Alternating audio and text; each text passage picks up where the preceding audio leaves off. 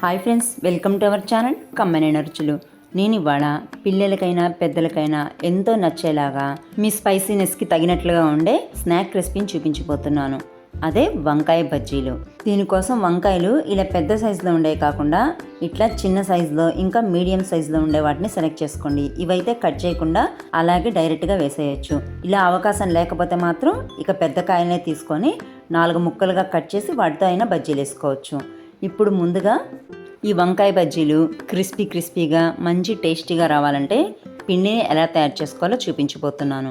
దీనికోసం 1.5 కప్పుల శనగపిండితో పాటు 1/2 కప్పు బియ్య పిండిని, మీ కారానికి సరిపడా స్పైసీనెస్ కోసం కారాన్ని, చిటికెడు పసుపు, రుచికి సరిపడా ఉప్పు వేసుకొని వీటన్నిటిని ఒకసారి జల్లించుకోవాలి. నార్మల్గా బజ్జీలు అనగానే ముందైతే అందరికీ మిరపకాయ బజ్జీలే గుర్తొస్తాయి.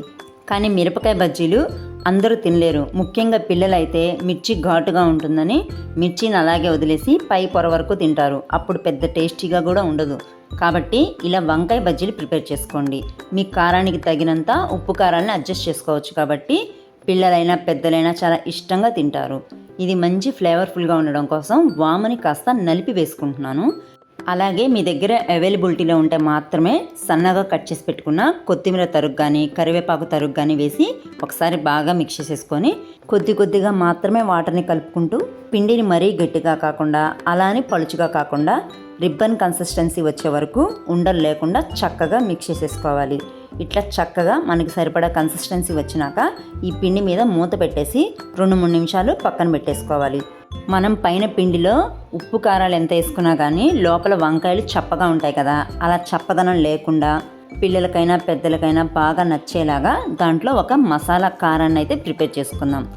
దీనికోసం ఒక ప్లేట్లోకి ముందుగా 1 టేబుల్ స్పూన్ వరకు కారాన్ని, 1/2 టేబుల్ స్పూన్ మాత్రమే ఉప్పుని, 1/2 టేబుల్ స్పూన్ గరం మసాలాతో పాటు చిటికెడు పసుపును కూడా వేసేసి వీటన్నిటిని కలిపి ఒకసారి బాగా మిక్స్ చేసేసుకోవాలి. ఇప్పుడు ఈ కారాన్ని పక్కన పెట్టేసి వంకాయ బజ్జీలు వేసుకోవడానికి వంకాయల్ని ఏ విధంగా కట్ చేసుకొని ఈ కారాన్ని పెట్టుకోవాలో చూపిస్తాను. వంకాయల్ని గుత్తి వంకాయలు కట్ చేసుకుంటాం కదా, అలా 4 పక్షాలుగా కట్ చేసుకోవాలి. ఒకసారి పురుగుందో లేదో చక్కగా చెక్ చేసుకున్నాక మాత్రమే ఈ కారాన్ని స్టఫ్ చేసుకోవాలి. కొంతమంది పెద్దవాళ్ళైనా పిల్లలైనా కారం అంతగా తినరు.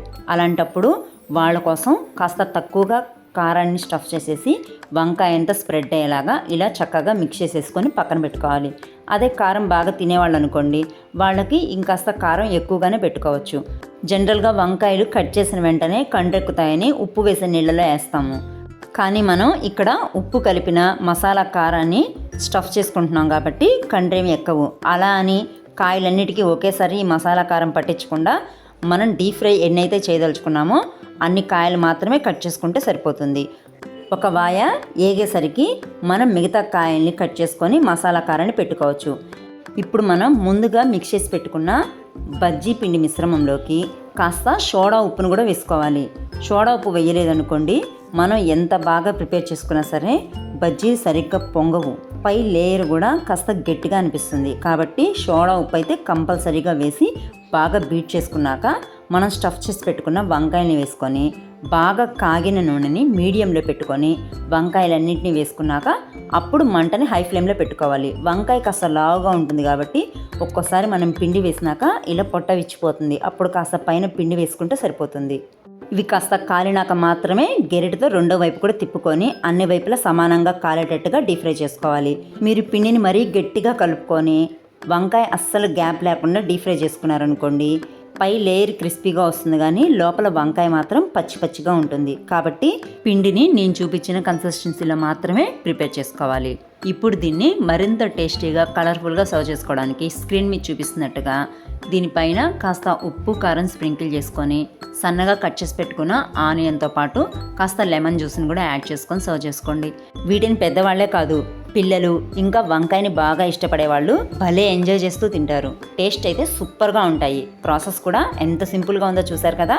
మరి ఎంతగానో నోరూరించే ఈ వంకాయల బజ్జీ నచ్చితే కనుక లైక్ చేయండి, ఇంకా షేర్ చేయండి. మరిన్ని రెసిపీస్ కోసం ఛానల్ని సబ్స్క్రైబ్ చేసుకోండి. Thanks for watching.